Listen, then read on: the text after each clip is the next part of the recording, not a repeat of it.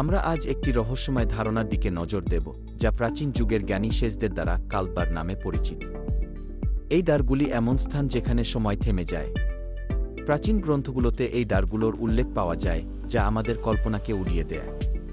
মহাভারতের ভীমের সেই মুহূর্তের কথা মনে করুন, যখন তিনি একটি বিশেষ শক্তি অর্জন করেন। কি ছিল সেই শক্তি? কি ছিল সেই মুহূর্তের রহস্য?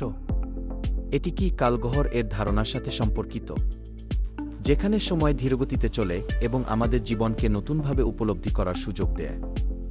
বিজ্ঞান আজকাল ব্ল্যাক হোলের মাধ্যমে সময় এবং স্থানকে নতুনভাবে ব্যাখ্যা করছে। ব্ল্যাক হোলের গভীরতা আমাদেরকে সময়ের প্রকৃতির নতুন দিক দেখায়।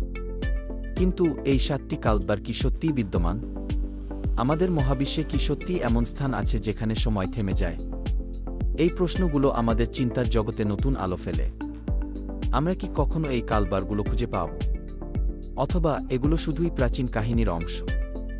আসুন আমরা এই রহস্যের গভীরে প্রবেশ করি এবং আমাদের কল্পনাকে মুক্ত করি। সময়ের এই অদ্ভুত খেলা আমাদের জন্য কি নতুন কিছু নিয়ে আসবে?